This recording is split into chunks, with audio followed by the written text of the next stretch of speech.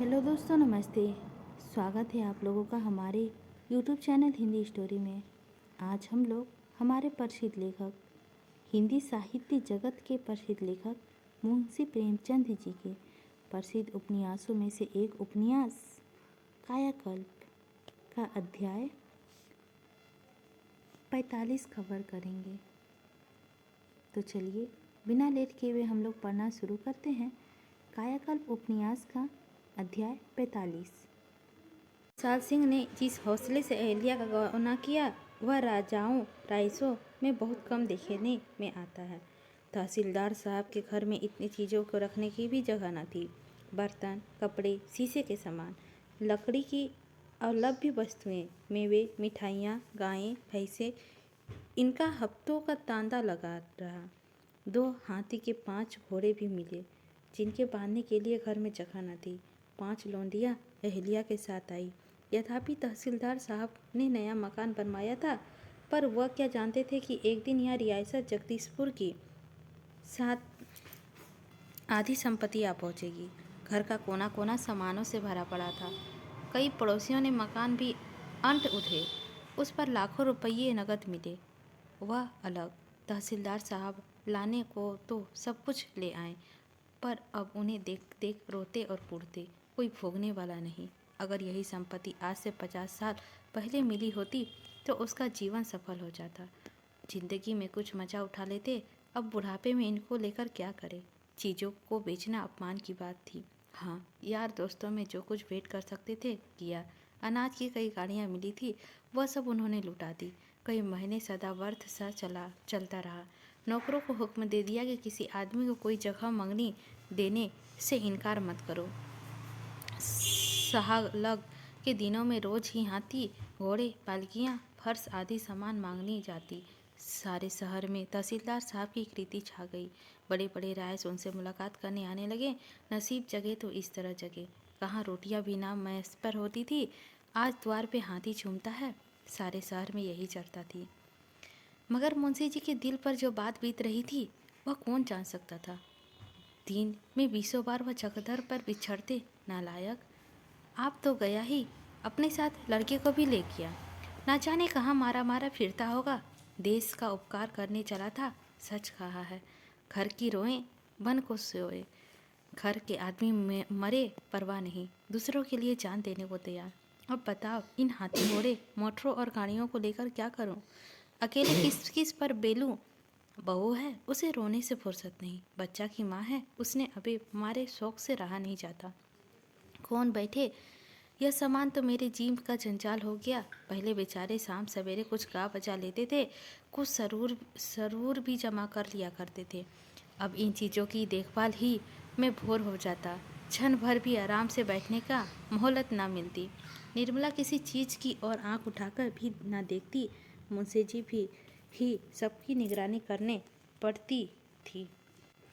अहिल्या यहाँ आकर और पछताने लगी। वह रानी वास भी विलास में जीवन से विरक्त होकर यहाँ प्रायश्चित करने के इरादे से आई थी, पर यहाँ वह विपत्ति उसके साथ यहाँ भी आई। वहाँ उसे घर गृहस्थी से कोई मतलब न था, यहाँ वह विपत्ति भी सिर पड़ी। जिन वस्तुओं से उसे जरा भी मोह न था, उन्हीं के खो जाने की खबर हो जाने पर उसे दुख होता था। वह माया को जताना चाहती थी, पर माया उसे उसी परास्त कर दिया। संपत्ति से गला छुड़ाना चाहती थी, पर संपत्ति उससे और चिमट गई।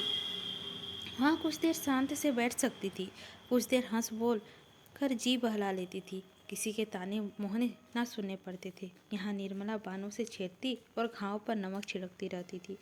बहू के कारण वह अपने पुत्र से वंचित हुई।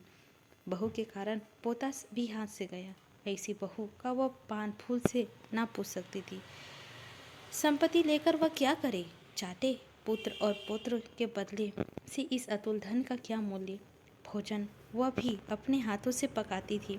अहिल्या के साथ जो महाराजी ने आई थी, उसका पकाया हुआ भोजन ग्रहण न कर सकती थी। अहिल्या से भी वह छूत मानती थी। इन दिनों मंगला भी आई हुई थी। उसका जी चाहता था कि यहाँ से सारी चीज़ें समेट ले जाओ। अहिल्या अपनी चीज़ों को 3-13 ना होने देना चाहती थी। इससे ननद भावज में कभी कभी खटपट हो जाती थी। बर्तनों में कई बड़े बड़े कंगाल भी थे। एक कंडाल बर्तनों में बड़े बड़े कंटाल भी थे। एक कंटाल इतना बड़ा था कि उसमें 250 कल से पानी आ जाता था। मंगला ने एक दिन यहाँ कंटाल अपने घर भिजवा दिया। कई दिन बाद अहिल्या को यह खबर मिली तो उसने जाकर सास से पूछा, अम्मा जी, वह बड़ा कंटाल कहाँ है? दिखाई नहीं देता। निर्मला ने कहा, बाबा, मैं नहीं जानती कैसा कंटाल था, घर में ही है तो कहाँ जा सकता है। अहिल्या, जब घर में हो तब ना। निर्मला, घर में से कहाँ गायब हो जाएगा। अहिल्या, घर की चीज़ घर के आदमियों के सिवा और कौन छू सकता है। निर्मला, तो क्या करे, इस घर में सब चोर ही बसते हैं। अहिल्या, यह तो मैं नहीं कहती, लेकिन चीज़ का पता तो लगाना ही पड़ चाहिए। निर्मला, तुम चीज़ें लाद कर ले जाओगी, तुम्हें पता लगाती फिरो। यहाँ चीज़ों को क्या लेकर क्या करना है। यहाँ चीज़ों को देखकर मेरी आंखें तो फूटती हैं। इन्हीं के लिए तो तुमने अपने बच्चे को वनवास कर दे दिया, इन्हीं के पीछे अपने बेटे से हाथ धो बैठी। तुम्ही से ये सारी चीज़ें प्यारी होगी, मुझे तो नहीं प्यारी है। बात तो कड़वी थी पर यथार्थ थी। अगर धन मंद ने अहिल्या की बुद्धि पर पर्दा न डाल दिया होता तो आज उसे क्यों यह दिन देखना पड़ता। दरिद्र रहकर भी सुखी होती। मोह ने उसका सर्वनाश कर दिया, फिर भी वह मोह को गले लगाए हुए है। नैहर से उसकी आई हुई चीज़ अपनी ना थी। जो कुछ अपना होता तो उससे का कुछ ना था। जो कुछ अधिकार था वह पुत्र के नाते। जब पुत्र से कोई आशा ना रही तो अधिकार भी तो ना रहा। पर यहाँ की सब चीज़ें उसी की थी। उस पर उनका नाम खुदा हुआ था। अधिकार में स्वयं एक आनंद था जो उपयोगिता का परवाह नहीं करता। उन वस्तुओं को देख देख कर उसे गर्व होता था। लेकिन आज निर्मला ने के कठोर शब्दों ने उसे गलीनी और विवेक का संचार कर दिया। उसने निश्चय किया, अब इन चीज़ों के लिए कभी ना बोलूँगी। अगर अम्मा को किसी चीज़ का मोह नहीं तो मैं ही क्यों करूँ।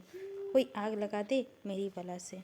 जब घर में कोई चीज़ की चौकसी करने वाला ना रहा तो चारों ओर लूट मच गई। कुछ मालूम न होता कि घर में कौन लुटेरा आ बैठा है, पर चीज़ें एक एक करके निकली जाती थी। अहिल्या देखकर अनदेखी और अनसुनी सुनकर अनसुनी कर जाती थी, पर अपनी चीज़ों को तरस नरस होते देखकर उसे दुख होता था। उसका विराग मोह का दूसरा रूप था, वास्तविक रूप से भयानक और दाहक।